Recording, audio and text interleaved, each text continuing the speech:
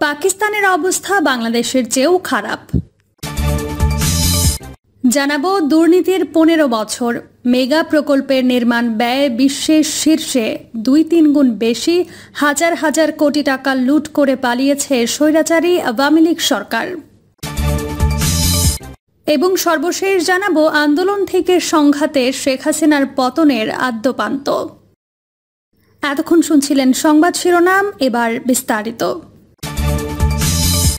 পাকিস্তানের অবস্থা বাংলাদেশের চেয়েও খারাপ। পাকিস্তানের সাবেক প্রধানমন্ত্রী ইমরান খান বুধবার বলেছেন, বাংলাদেশের সাবেক প্রধানমন্ত্রী শেখ হাসিনা তার পছন্দের একজন সেনাপ্রধান নিয়োগ করেছিলেন, কিন্তু তিনি নিজের জনগণের ওপর গুলি চালাতে অস্বীকার করেন। তিনি দাবি করেন পাকিস্তানের অবস্থা আরও খারাপ, কারণ সেখানে বেকারত্ব এবং মূল্যস্ফীতি বাংলাদেশের চেয়েও বেশি। তার এবং বুশরা বিবির বিরুদ্ধে 190 মিলিয়ন পাউন্ডের দুর্নীতির রেফারেন্সের কার্যক্রমের পর আদিয়ালা কারাগারে একটি আলাপকালে তিনি এ মন্তব্য করেন। তিনি বলেন, তিনি বাংলাদেশের প্রতিষ্ঠাতা শেখ মুজিবুর রহমানকে আদর্শ হিসাবে তুলে ধরেননি এবং ঢাকার পতনের কারণ উল্লেখ করতে শুধুমাত্র হামিদুর রহমান কমিশনের প্রতিবেদনের কিছু উদ্ধৃতি দিয়েছিলেন। একটি মাফিয়া পাকিস্তানের বিরুদ্ধে অর্থ প্রদানমূলক প্রচারণা চালাচ্ছে বলে ডিজিআইএসপিআর এর মন্তব্যের প্রেক্ষিতে ইমরান খান বলেন, সংস্থা কয়েক বছর আগে নওয়াজ শরীফ এবং আসিফ জারদারির দুর্নীতির কথা প্রচার করছিল এবং তবুও তাদেরকেই কারচুপির নির্বাচনের মাধ্যমে দেশের ওপর চাপিয়ে দিয়েছে। তিনি বলেন, সেনাবাহিনী একটি জাতীয় প্রতিষ্ঠান এবং সবার উচিত এর পবিত্রতা রক্ষা করা। দুর্নীতির 15 বছর, মেগা প্রকল্পের নির্মাণ ব্যয় বিশ্বে শীর্ষে 2-3 গুণ বেশি, হাজার হাজার কোটি টাকা লুট করে পালিয়েছে স্বৈরাচারী আওয়ামী লীগ সরকার। বাংলাদেশের যোগাযোগ অবকাঠামো খাতের ইতিহাসে টাকার অঙ্কে সবচেয়ে বড় প্রকল্প পদ্মা সেতু রেল সংযোগ। 2010 থেকে 2018 সালের মধ্যে এশিয়া প্রশান্ত মহাসাগরীয় অঞ্চলে যত নন আরবান হেভি রেল প্রকল্প বাস্তবায়ন হয়েছে, তার মধ্যে এই প্রকল্পের কিলোমিটার প্রতি নির্মাণ ব্যয় সবচেয়ে বেশি। একইভাবে প্রথম মেট্রো রেল নির্মাণে এশিয়ার মধ্যে সবচেয়ে ব্যয়বহুল ঢাকার MRT লাইন 6। ঢাকার দ্বিতীয় এবং তৃতীয় মেট্রো রেলের কিলোমিটার প্রতি নির্মাণ ব্যয় আরও বেশি। ঢাকা মাওয়া ভাঙা এক্সপ্রেসওয়ের কিলোমিটার প্রতি নির্মাণ ব্যয় 200 কোটি টাকার বেশি, যা পৃথিবীর মধ্যে সর্বোচ্চ। বিমানবন্দর থেকে গাজীপুরের মধ্যে বাস্তবায়নাধীন বাস র্যাপিড ট্রানজিট পৃথিবীর সবচেয়ে ব্যয়বহুল। আওয়ামী লীগ সরকারের 15.5 বছরের শাসনামলে দেশে 4 থেকে 6 লেনের মহাসড়ক, এক্সপ্রেসওয়ে, ফ্লাইওভার, রেলপথ, রেল সেতু, বিমানবন্দরের টার্মিনালের মতো যেসব মেগা প্রকল্প বাস্তবায়ন রয়েছে, তার বেশিরভাগেরই নির্মাণ ব্যয় গোটা পৃথিবীতে সমজাতীয় প্রকল্পগুলোর মধ্যে সর্বোচ্চ বা অন্যতম সর্বোচ্চ। বিশ্বব্যাংক, এশীয় উন্নয়ন ব্যাংক সহ বিভিন্ন বৈশ্বিক সংস্থার পর্যালোচনার হিসাবেও বিষয়গুলো বারবার উঠে এসেছে। দেশের সবচেয়ে আলোচিত প্রকল্পগুলোর একটি পদ্মা সেতু। প্রকল্পটি বাস্তবায়নে খরচ হয়েছে 32,605 কোটি টাকা। সেতুটি নির্মাণে স্বাভাবিকের চেয়ে 2 থেকে 3 গুণ বেশি অর্থ খরচ হয়েছে বলে মন্তব্য করেছেন যোগাযোগ অবকাঠামো বিশেষজ্ঞ ও বাংলাদেশ প্রকৌশল বিশ্ববিদ্যালয়ের অধ্যাপক ডক্টর শামসুল হক। এই প্রসঙ্গে তিনি গণমাধ্যমকে বলেন, পৃথিবীর বিভিন্ন দেশের সমজাতীয় সেতুর কিলোমিটার প্রতি নির্মাণ ব্যয় যদি আমরা হিসাব করি, তাহলে দেখা যাবে পদ্মা সেতু নির্মাণে 2 থেকে 3 গুণ বেশি খরচ হয়েছে। কেন বেশি খরচ হয়েছে তা খুঁজলে দেখা যাবে এই প্রকল্পের সঙ্গে সামরিক বেসামরিক স্থাপনাও তৈরি করা হয়েছে। পৃথিবীর ইতিহাসে কোথাও এমন নজির পাওয়া যাবে না। এখানে থানা হয়েছে, প্রকল্পের কর্মকর্তা সচিবদের থাকার জন্য বাংলো বানানো হয়েছে। এমন নানা অকার্যকর অনুষঙ্গের জন্য বিপুল পরিমাণ জায়গা অধিগ্রহণ করা হয়েছে, যা প্রকল্পের ব্যয় বাড়িয়ে দিয়েছে।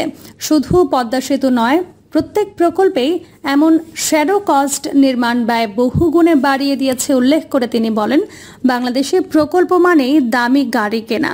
যে কাজের জন্য দরকার পিকআপের মতো যানবাহন, সে কাজের জন্য কেনা হয় পাজেরো। ফ্রিতে পাওয়া জ্বালানি তেল পুড়িয়ে সে গাড়ি ব্যবহার করা হয় ব্যক্তিগত কাজে। ট্রান্সফার অব টেকনোলজির নামে করা হয় বিদেশ ভ্রমণ। যারা প্রকল্প বাস্তবায়নের সঙ্গে সম্পৃক্ত নন, তাদেরও খুশি রাখতে হয়। এটা সরকার ও প্রশাসনের চেইন অব কমান্ডের সর্বোচ্চ পর্যায় পর্যন্ত করা হয়। কারো কারো সুযোগ সুবিধা যখন প্রত্যেকটা প্রকল্পের সঙ্গে যুক্ত হয়ে যায় তখনই দেখা যায় ব্যয় বেড়ে গেছে। জবাবদিহিতা ও সুশাসনের অভাবে এসব ঘটনা দেশে ক্রমাগত বৃদ্ধি পেয়েছে। ভারতে 8 লেনের জাতীয় বা প্রাদেশিক মানের 1 কিলোমিটার সড়ক নির্মাণে খরচ হয় প্রায় $15 লাখ।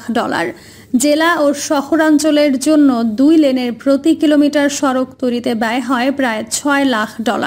প্রান্তিক সড়কের ক্ষেত্রে প্রতি কিলোমিটারে নির্মাণ ব্যয় পড়ে প্রায় $4 লাখ। সঠিক পরিকল্পনা, বাস্তবায়নের স্বচ্ছতা, দক্ষ জনশক্তি, নির্মাণ উপকরণ ও যন্ত্রপাতির সহজলভ্যতা, উদ্ভাবনী প্রযুক্তির ব্যবহার সহ নানাবিধ কারণে এশিয়া সহ পৃথিবীর অনেক দেশের চেয়ে কম খরচে সড়ক তৈরি করতে সক্ষম হচ্ছে ভারত। ঠিক উল্টো অবস্থা বাংলাদেশের। বিশ্বব্যাংক বলছে বাংলাদেশের সড়ক নির্মাণ সবচেয়ে ব্যয়বহুল। এখানে প্রতি কিলোমিটার 4 বা ততোধিক লেনের সড়ক নির্মাণ করতে 25 লাখ থেকে $1.19 লাখ পর্যন্ত ব্যয় হচ্ছে। নির্মাণ ব্যয় বেশি হওয়ার জন্য উচ্চমাত্রায় দুর্নীতি, সময়মতো কাজ শেষ না হওয়া এবং দরপত্র প্রক্রিয়ায় প্রতিযোগিতা না থাকাকে দায়ী করেছে বিশ্বব্যাংক। শুধু সড়ক, মেট্রো রেলের নির্মাণে অন্যান্য দেশের চেয়ে এগিয়ে বাংলাদেশ। ঢাকার প্রথম মেট্রো নির্মাণে এখন পর্যন্ত যে পরিমাণ অর্থ ব্যয় হচ্ছে তার 3 ভাগের 1 ভাগ দিয়ে প্রথম মেট্রো তৈরি হয় ভারতের দিল্লিতে। ঢাকা MRT 6 এর অর্ধেকেরও কম খরচে লাহোরে প্রথম মেট্রো তৈরি করেছে পাকিস্তান।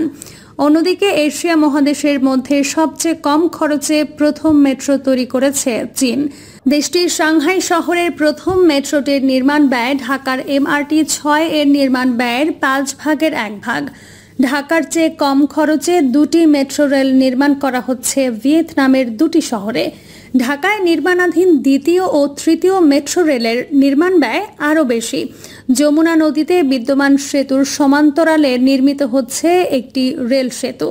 4.8 কিলোমিটার দীর্ঘ এই রেল সেতু নির্মাণে কিলোমিটার প্রতি ব্যয় পড়ছে $3,496 কোটি টাকা।